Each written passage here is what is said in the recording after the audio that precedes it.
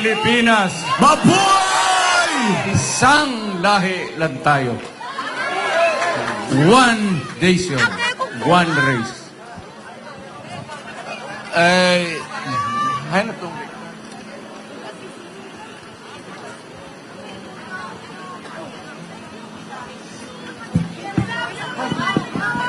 love you.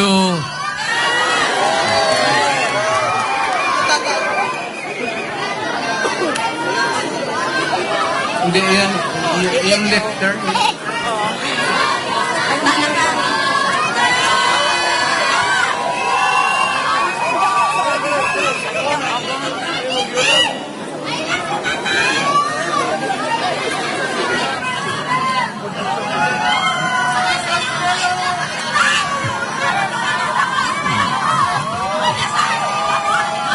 Kanang, hilam ramo.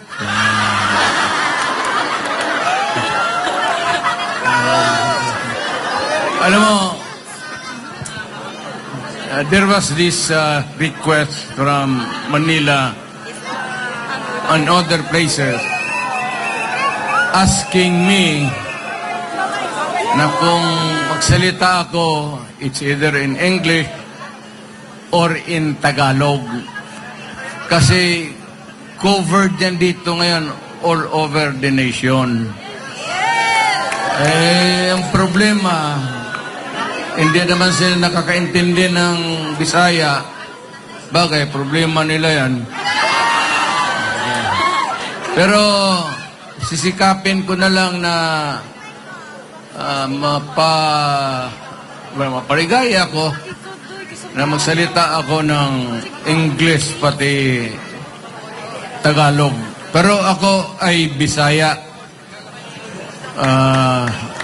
Sana yung jazz yan, sana yung ano ko.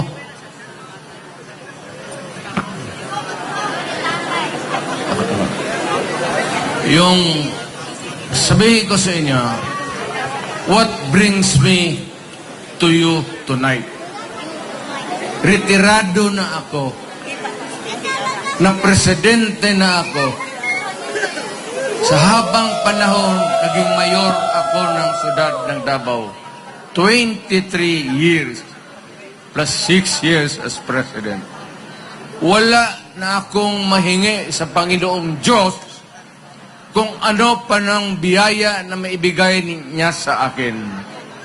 Sabihin ko na sa inyo at sa lahat, ako na po'y handang mamatay. Tapos na po ako.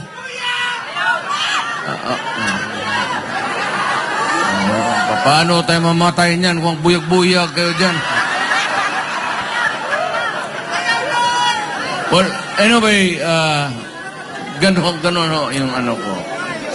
Napilitan lang akong lumabas dahil dito. Now remember that we are not choosing or electing or campaigning for any person. There is no election coming our way. There is no candidate or candidates that we are rooting for, but rather we are talking about the fundamental law of the land. It's the highest. Kaya nga, pag ito ang ginalaw mo, magkakaroon talaga tayo ng problema.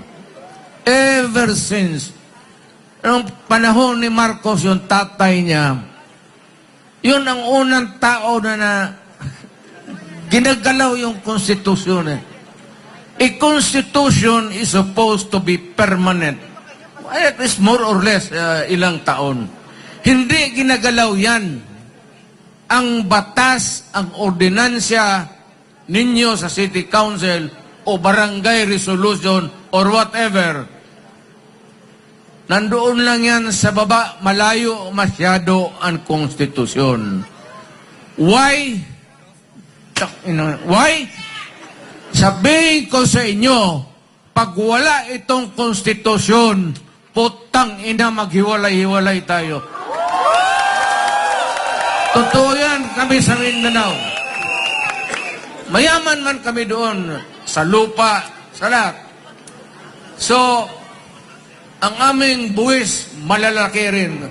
Kasi ang Davao, ang Mindanao, ang development malawak. So maraming pera ang gobyerno nakukuha doon.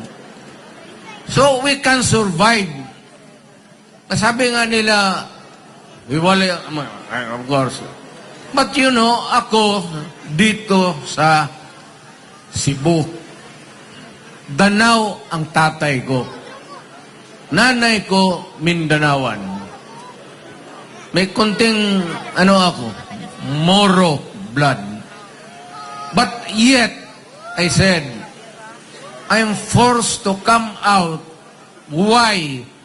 Because I love my country. Period. Yan ang sinasabi ko. Huwag lang ninyong galawin ang Pilipino. Huwag lang ninyong lukuhin ang Pilipino. Wala tayong problema. But once you start to magkakadimperensya talaga tayo. Rebuti, para Mindanao, lumilipad ako kung saan. At nagdarally naman kami sana sa mga lugar. Mind you, except for Cebu, and of course Davao, dito pa ba nakakuha ng permit? Although, ni-revoke kasi sa Freedom Park man sana tayo.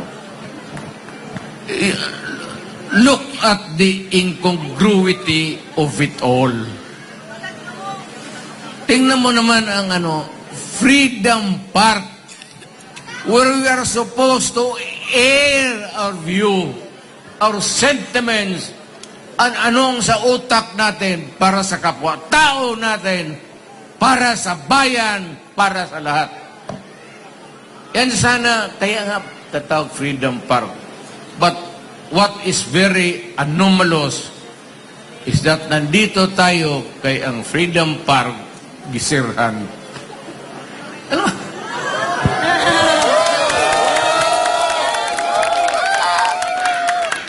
Sa katagal-tagal kong pagkamayor, I never did it. Even for once. Sinong gustong mag-rally doon? Maranao, Maguindanao, Moro people, Miswari, nasyonalista, liberal, PDP noon election. Gamitin ninyo. Huwag nang permit. Sa Davao, walang permit. Mamili lang kayo doon sa caretaker sa plaza. Anong araw na bakante itong plaza? Magpa-schedule kayo. O sige, amin itong araw na ito. Inyo yan.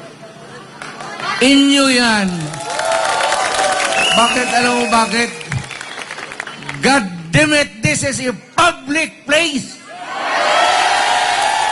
Hindi ito may-ari ng syudad. Hindi ito may-ari ng tao. Ang may-ari nito ang buong Pilipinas. Kailangan ipasok ninyo yan sa utak ninyo. Kaya tayo nagmamahalan dahil isang lahi nga magkamukha tayo.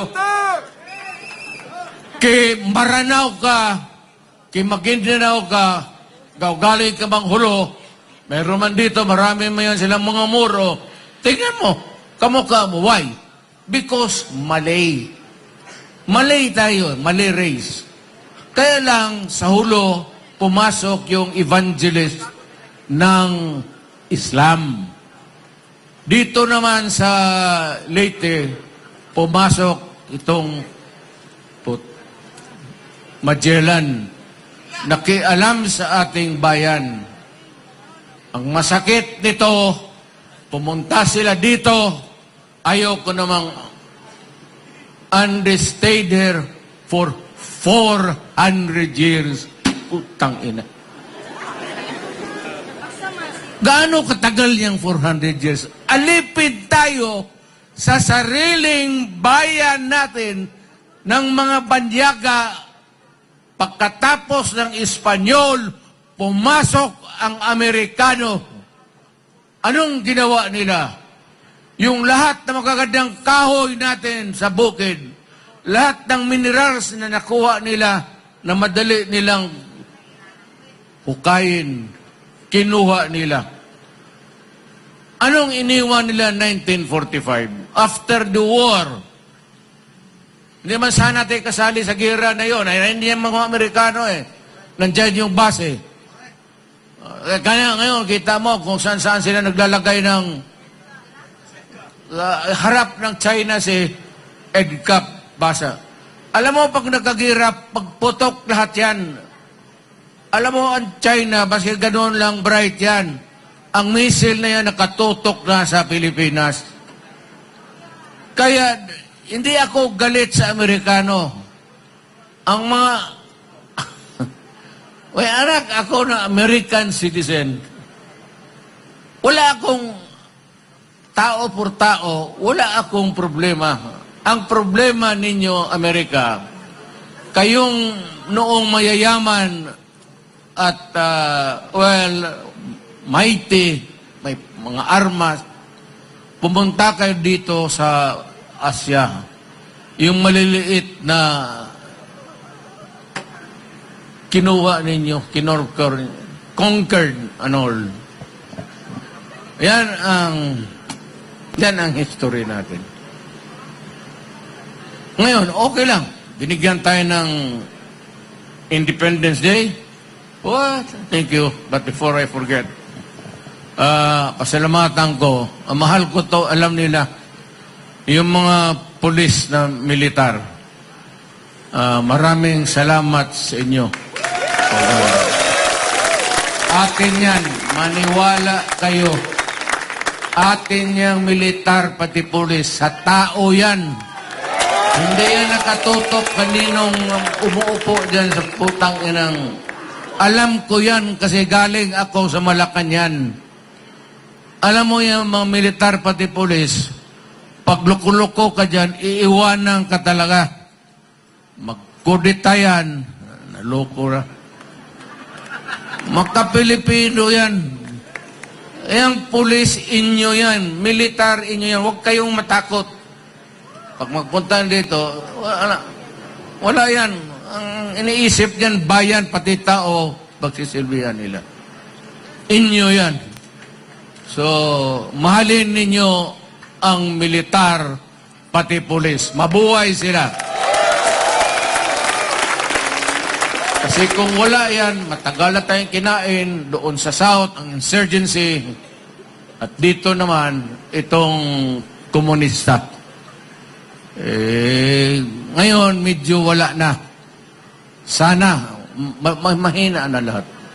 So, pasalamat tayo sa serbisyo nila. Balik tayo doon sa independence. So, ganun pa man, perfect na sana. But once in a while, maganda na ang takbo. Independent Republic of the Philippines. Every now and then, we have elections. We choose the leaders sa community to run the government. Okay na yan. Pero yung seasonal yan eh. May panahon talaga, si Marcos noon attempted to tinker with the Constitution. And then we had trouble. Kaya pumasok si Cory, at si Cory naman fixed it itong 1987. Pero ganun pa na marami ang pagkukulang. May pagka-anti kasi sa establishment eh. Hindi sa military pati police. But they were not happy with the police and the military. Pero ako isang piskal, prosecutor ako sa korte. Araw-araw ako nandyan sa korte, nagtatrial. Ang daily bread ko is yung people of the Philippines versus yun. Ako ang nagpo-prosecute, ako ang, kung maari lang, na ma-secure ko yung conviction para makulong. Kaya yung mga masasamang tao, noon, araw-araw akong nagpapagod. Pero yung komunista, medyo, ako, kasi prinsipyo eh. Hindi naman kaya nito mga kidnapper, hold-upper, man-rape, tapos hold up, kunin yung pera, patayin pa. Ibahin ninyo itong komunista. Iba yan. So, prinsipyo lang yan yung away natin. So, wala masyado akong problema niyan. Pero nung mayor ako, naging-pag-usap ako sa kanila. As a matter of fact, yung liderato ng NDF, yung politburo mismo, yung mga top leaders, nung presidente ako, niyaya ko yan sila, kumain kami sa Malacañang. Alam ko, ang military, pati pulis, hindi nasayahan. Nasiyahan. Yawa na eh. Wa malipay. Kasi pinapatagalog tayo, hindi naman tayo Tagalog eh. Nasiyahan. Pero sabi ko, kailangan ko gawin yan para magkaroon lang naman ng kunting dialogue. At kasi kukula kasing communication, hindi mo matawagan, pare.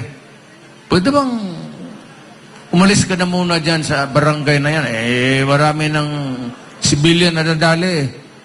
Maghanap na lang tayo ng ibang lugar para magpatayan. Yung ganong pakiusap. So, ayun ang filosofiya ko sa gobyerno. Ako nag-retired, ayaw ko na. Sabi ko, ayaw ko na talaga.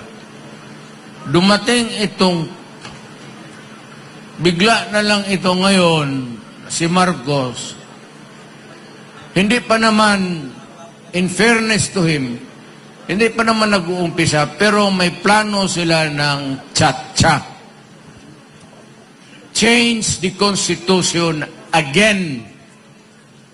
Huwag mong pakialaman yung Konstitusyon kasi that is good for 10 to 15 years. Unchanging yan. Kaya lang kinakalkal mo, and every time yung tatay, pati ngayon itong anak, si Ferdinand Jr., gustong baguhin. Alam mo itong Constitution, dala ko. Ang putang inang kapal na itong Constitution na ito. Ilang pages yan. Alam mo gusto nilang pakialaman? Ha? Ang gusto nilang pakialaman,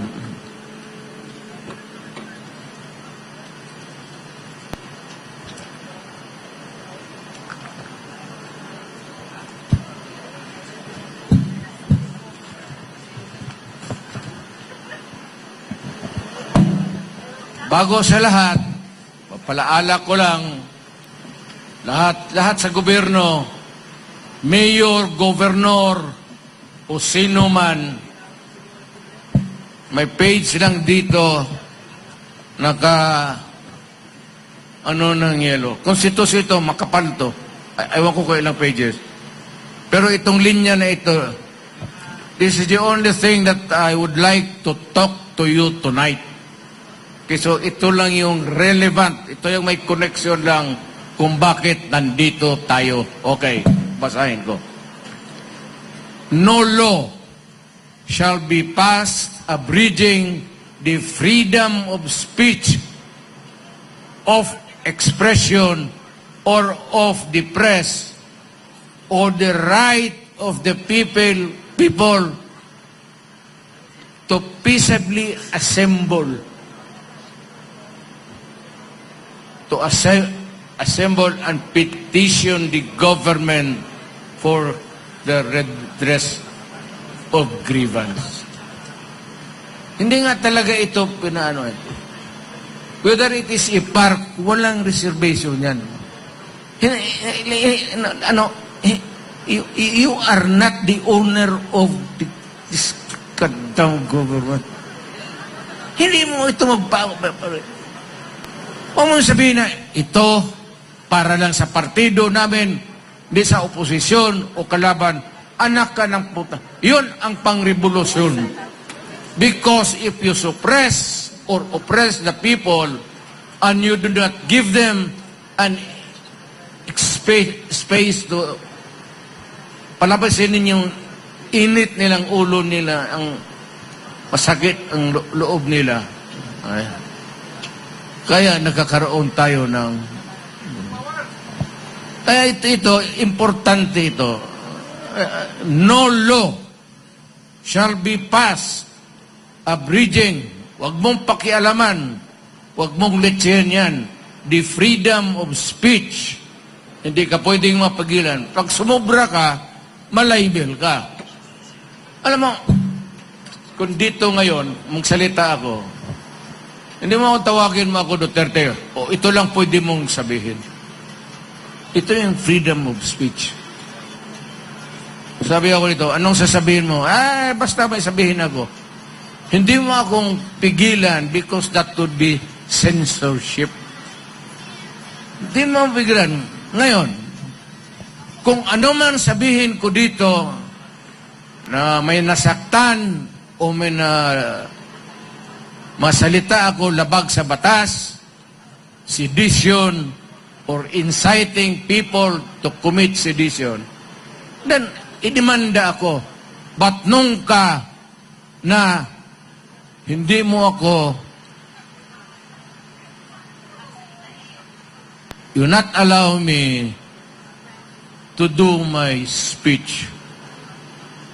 It's none of your fucking goddamn business. Gusto mo pagkatapos, kung may nasaktan, di magdemanda kayo. The expression or of the press. Kaya importante yung publication.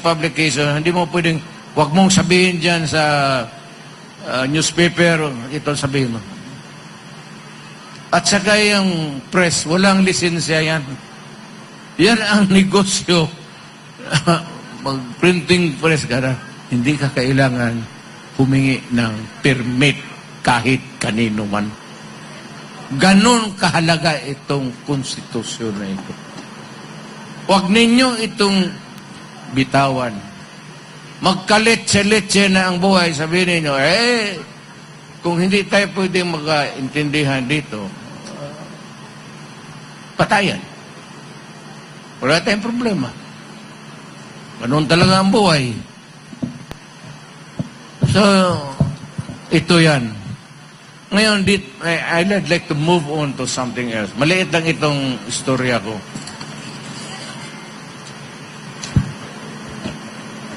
Ito bang tsa-tsa? Sabi ko yung konstitusyon na permanente. Hindi yung batas, ordinansya na palit-palitan mo kung ayaw mo o in maybe to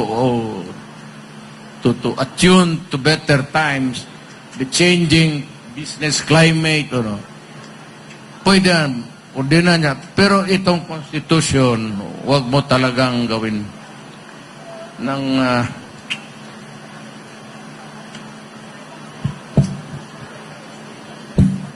bakit? What's the fucking matter about our anong probinsya mo? Wala. Perfect itong konstitusyon natin. Ngayon, may isang page lang sila. This is Article 7 of the Section 4 of the Constitution. Isang sentence lang yan. Isang phrase lang nga ang gusto nilang tanggalin. Ano yan? The President and the Vice President shall be elected by direct vote of the people for a term of 6 years. Only yan. Which shall begin at noon on the 30th day of June next following the day of the election, and shall end at noon of the same day 6 years thereafter.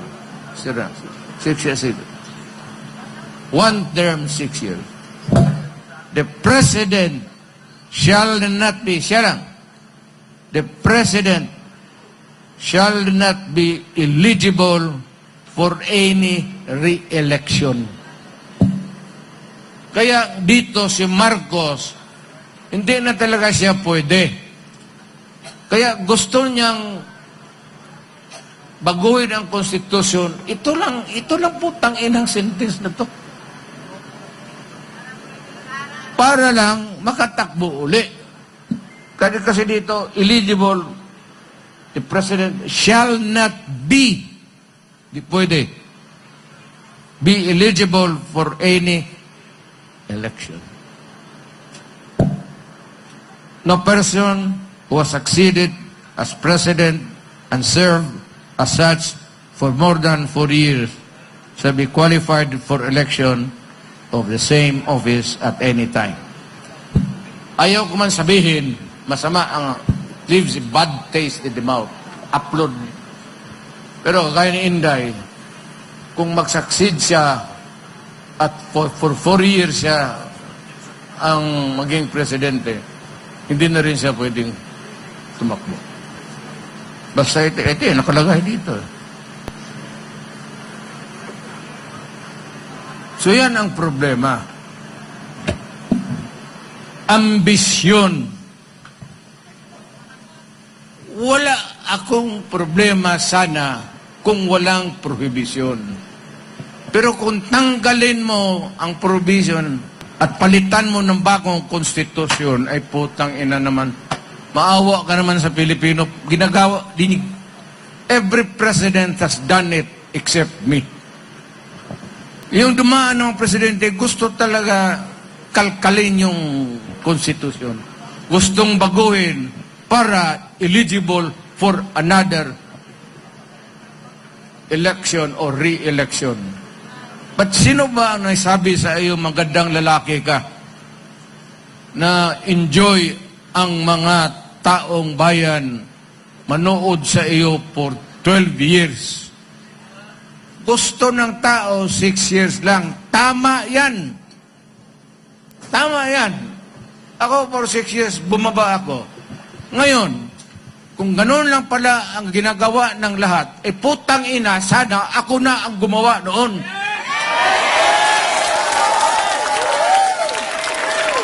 At least ako abogado, hindi naman ako bright masyado, pero may alam ako. Ito, second year. Walang...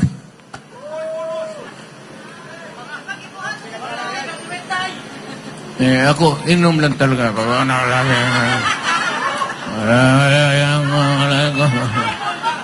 Pero pag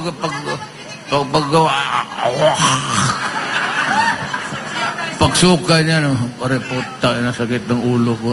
Ano ba nangyari kagabi? Gikumot mo yung babae. Saan? Saan banda? Sa ano? Hindi. Yung kamay, yung braso lang. Braso lang pala eh. Anong problema yan? Yun lang naman ang bisyo namin. Tungga. Meron akong kaibigan dito. Nasa Amerika yun. Kalimutan ko yung apelyido. June. Taga rito yun. Taga Dumaguete. Kaya... Ted Gonzales, taga rito yun. Mga pinsan ng mga Teves yan.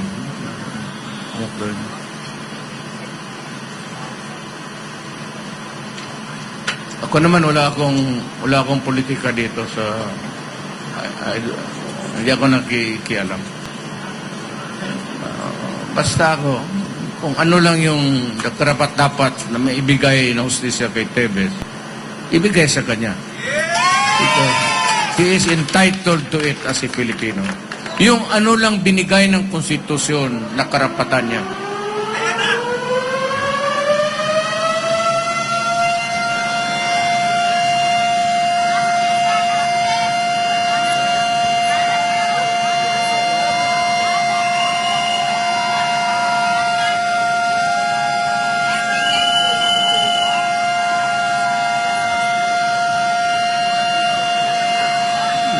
hurot mo ng baterya ng buang.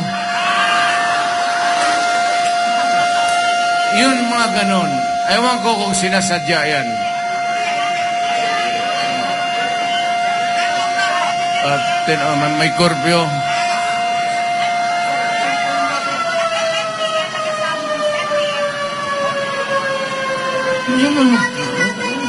Nga naman 10 p.m. Maraming sa muli na mo? Ano ng pulisa na uy buang undang dia wala na noong kung asa nga ita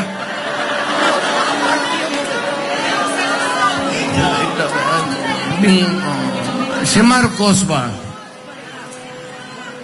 I will not pass judgment kung anong ginawa niya. Pero para sa akin, ano man ang nagawa mo, anong klaseng diskarte ang pinakita mo sa Pilipinas, wala na ako masasabihin dyan. Ayaw ko nang mag-ano sa iyo.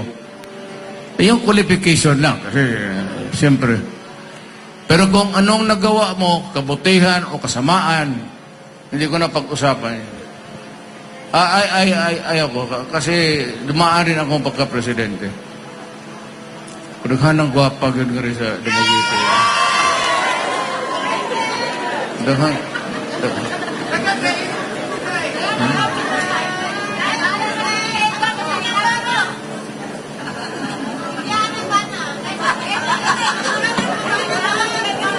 Kung na man kong patyo na ka asawa, eligible naman. Ang kadaot kay duha na. Duha mo yung akong gurguron.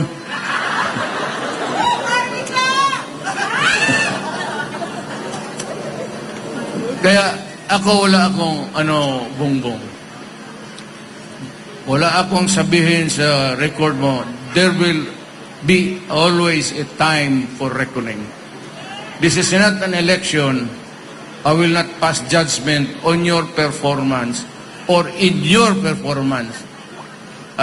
But sabihin ko lang sa iyo, whether you have done good or exceedingly good or exceedingly bad, worse, hindi na ako. Huwag ka nang tumakbo kasi magkagulo lang. Huwag mo nang galawin ang konstitusyon kasi magkagulo talaga tayo. Do not ever believe na ikaw yung exception. Eh di sana kung ganon, ginawa ko na nga. Bakit ako maghintay sa iyo? Isang daan lang tayo, bongbong. Hayaan mo na lang, ayusin mo na lang ang bayan, although baluktot, putang inang hayaan mo na. Umalis ka na dyan, tapos mamili tayo ng tagad, Western, Visayas, Ilonggo na naman, Baulinte nga. Di be pwede. Bawa kahusay na mga Ilonggo, ganda. Di ba, ako ba kinsa? Could be Waray, it could be Ilonggo, basta Pilipino. At may eleksyon. Wala akong, it could be a Yakan, it could be a Moro. Bahala na, basta gusto ng Pilipino. Total Pilipino rin yan. At huwag kayong maano dyan sa mga muro-muro na ano. Itong mga muro na kapatid natin, mga mahusayan. May mga rebelde rin. Kagaya natin, may mga rebelde rin kayo dito. Dito sa Western Visayas. Alam mo, dito malakas ang NPA. Alam mo bakit? Because of the conflict sa lupa. Hayon yung saan yung hindi naman ako ng ano ha. Pero sa totoo man, hindi nila ako kaibigan ko kasi. Pero kayong may mga asyenda, tubuhan, kagaya ng Central Luzon, mga kuwang ko, pati ito dito, meron talagang insurgency problem. Meron talaga tayong problema. Kaya ako, kung maari lang, bilis-bilisan na ang land reform. Hindi na bale na sabihin mo, ibigay mo yan, wala namang kapital yan, maghihirap. Hayaan mo. Let it evolve in the years to come. Baski mahirap siya, bigyan mo ng pera sa land bank, pahiramin mo ng pera para to cultivate. Kasi pag hinaros mo yung banana, malaki ang binibigay ng export earnings. But then again, the fundamental problem dito sa ating bayan, especially dito sa is itong lupa.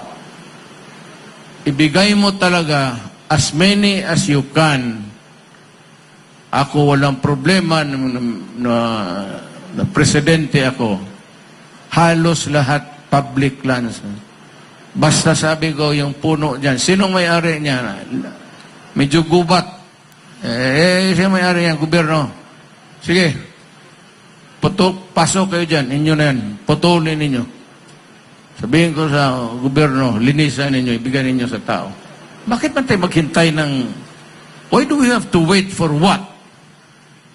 Tapos nagnarami ang Pilipino. Tapos wala kang policy na clear. Kung ano ba ito mga lupa na ito, let it rot. Paano ito? Ibigay mo na. Para mapakinabangan at makatulong sa pagkain, maski pagkain lang. Yun ang konting kaligayahan. So, Bongbong Marcos, wag kang, ako, advice. Hindi naman kita iniinsulto, pero yung para sa akin, yung performance mo is, or was until now, and still is, a dismal failure. Wala kang basta ikaw lang dyan sa itaas, puro ka English. Lumaki kasi sa Amerika, maganda yung English mo kaysa akin. Well, I know, even if I talk in English, there are a lot of things that we have to deal with. I can also talk in a way that they do, but bakit ako magpahipokrito? Bisaya man ako. So, wag kayong pumasok sa tsa-tsa at wag kayong pumayag. Kasi pag ginalaw yan, wala ng katapusan because they will open the Constitution. Ayan yung Constitution. Republic of the Philippines, 1987 Constitution of the Republic of the Philippines, Preamble. We, the sovereign Filipino people, imploring the aid of Almighty God in order to build a just and humane society and establish a government that shall embody our ideals and aspirations, promote the common good, conserve and develop our patrimony para lang sa atin. Huwag ibigay ba siya? And to secure to ourselves and our posterity sa mga anak natin for future generation the blessings of independence and democracy under the rule of law and a regime of truth, justice, freedom, love, equality, and peace. Do ordain and promulgate this Constitution. Yan ang basic principle. Ang una dyan is itong Bill of Rights. Itong Bill of Rights, alam mo, ang sunod dyan, sunod na chapter, Congress. Sunod na chapter niyan, Presidente. Sunod ang Korte. Ang Bill of Rights, parang wall yan, na hindi itong Presidente, Congress, or Supreme Court kailangan sumunod ng konstitusyon. Ito yan. It is the barrier. It is the protection of the people. Yan ang barrier. Kaya hindi mo basta-basta ano yan. Kaya, well, maliit man itong lugar na okay lang. Sino yan? Sino yung monumento niyan?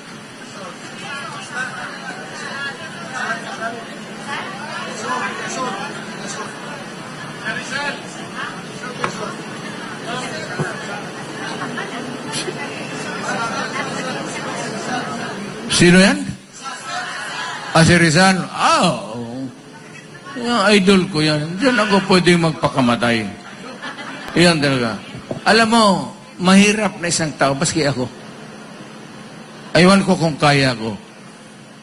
Humarap ako ng firing squad para sa bayan ko. O, sa babae pa siguro pwede. Pero sa bayan ko, magtindig ako ng firing squad sa Luneta. But if given a chance, kung sakali may repeat performance for my country, I would do it. I would do it. Wala na. Lahat ng gusto ko, nakuha ko na. Lahat ng magagandang aliw, nakuha ko na lahat. Wala na, matanda na ako. So, pagka ako inabot ng gano'n, anak ng puta. Oh, fuck you. Sige, tira.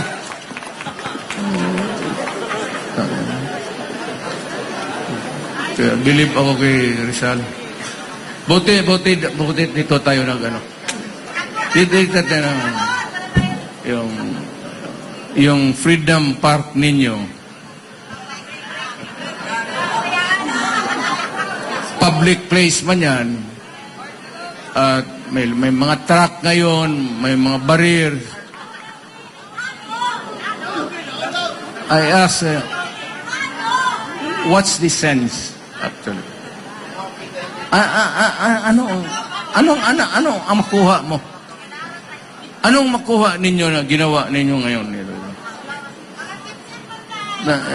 Pag makita ko sa ibang lugar o baski ngayon, sipain ko kayo. Ay putang ina. Sampal ang maabot mo sa akin. Total mata. Kung magkasagutan tayo, barilin kita putang ina. Karami kong binaril na sos. DDL, kidnapper, hold-upper, droga. Sinabi ko noong na mayor ako, umalis kayo kasi patayin ko kayong lahat. Ang mga putang ina, hindi naniwala, di patay lahat. Kaya dimandado ako sa International Court of Justice. Sabi ko dyan sa mga puti, hoy mga unggoy, wala akong pakialam sa inyo. Kulungin man ninyo ako kung ano, gawain ko. Everything, lahat gawain ko para sa bayan ko. Total, kung magkagago-gago na yung mga, magsirko-sirko na yung mga tao dyan, tumbling-tumbling na, yung mga anak namin naging bangag na, putang ina, nasaan kayo? Nasaan kayo yung panahon na kailangan namin ng tulong? Mayawa kayo. Tapos pupunta kayo dito, prisuhon, gunin mo, tangina, tantangan tagag itlog. Bastos yung ginagawa ninyo. Bastosin ko kayo. Huwag kayong magpa-alipin ng puti. Bakit sila pupunta dito tapos maghusga? Anong nagawa nila sa akin? Sa atin? Wala. Pumunta sila dito, ninakaw nila lahat. Europeans, Spaniards, Americans. Anong ginawa nila? What have you done for the Filipino to deserve even the slightest Kaya ako sabi ko nga, nabastos ko, fuck you. Wala akong pakialam. Pero sa bayan ko, putang ina, maniwala kayo, magpakamatay ako para sa inyo. Hindi na ako magtagal. Kayong bangka kong sinakyan, mahina yung bangka, no, layo ng Davao. Nagbangka mo lang ako. Mahal masyado. O, lagi.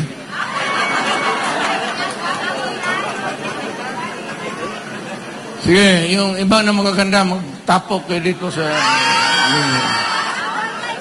dalhin ko kayo sa Davao. Katayin ko kayo sa pag-ibig. Okay. Mayang gabi eh. Salamat.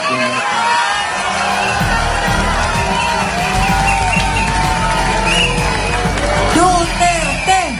Duterte! Duterte! Duterte! Duterte! Duterte!